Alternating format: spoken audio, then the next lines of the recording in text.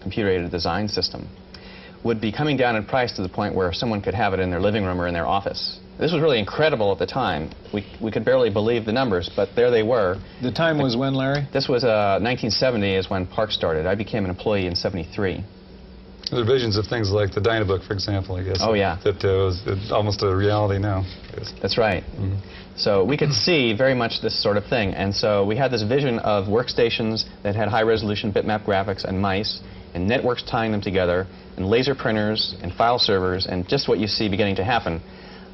People thought it would be coming around 1980, about the point we are now. So we were a little optimistic, I think, by about 5 years. Well, what is the relationship between the work that was done at Xerox and the work that took off, say, in Apple with Lisa and the Macintosh? How did that work out? Well, what happened was that our research group at PARC was developing a system called Smalltalk, which was actually intended for educational users. I also spent part of my time working with a group that was developing systems for business users, so I got involved in both projects. Around 1980, it became pretty clear that Xerox was going to focus their attention entirely on a certain segment of the marketplace with fairly high-end workstations like the Star. And my personal interest was in personal computing, and there were a few others at Xerox with a similar interest. So several of us all moved to Apple and brought with us this inspiration to pursue the Smalltalk work, which was well known in the academic community, but it wasn't really being taken advantage of by any manufacturers. That's interesting now that Apple is trying to move into that office automation area.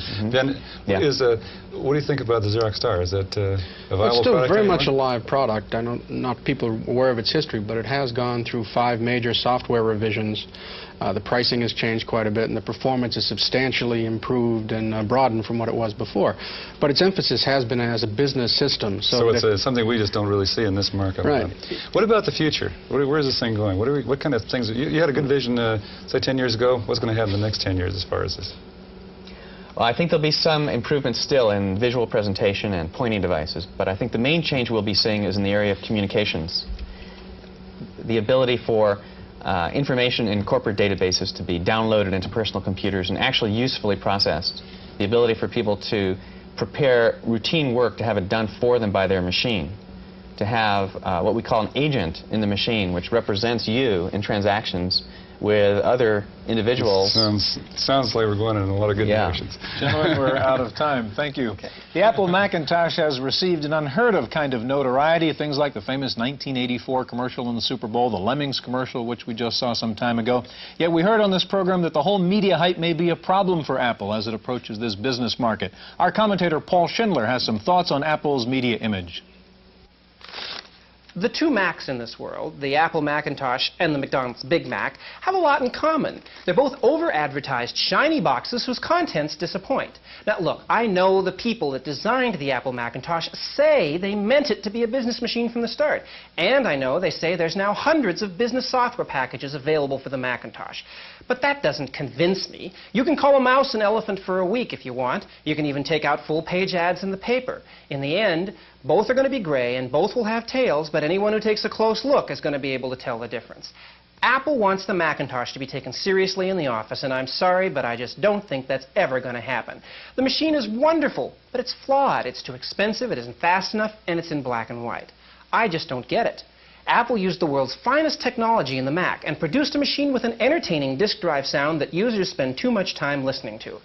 It's got a small screen, it's great for graphics, but it's overkill for words and data. I like Apple. I wish them good luck in breaking IBM's hegemony over the personal computer market. I just don't think Mac is the answer. That's my opinion. I'm Paul Schindler.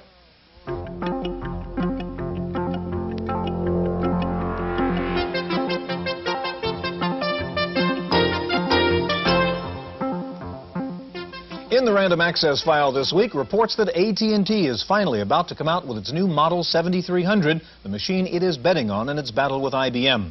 The The PC 7300 will be a Unix-based machine, able to handle multi-users between 4 and 9, depending on the software. The basic 7300 comes with 512K, expandable up to 2 megabytes. It will feature icons, a mouse, and a built-in phone. The 7300 will replace the 6300, which is an IBM compatible.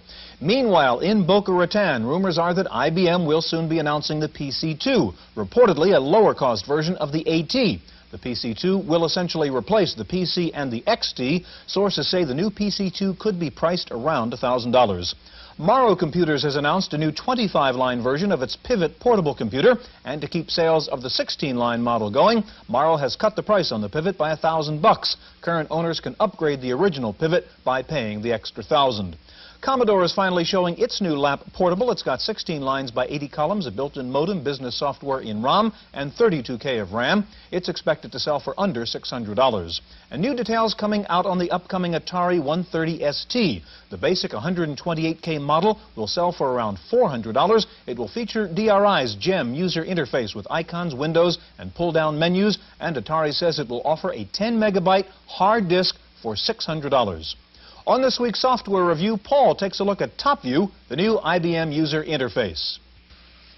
You know, people can easily do two things at once, like talk on the phone and take notes. But one of the most frustrating things about PCs is that they can only do one thing at a time.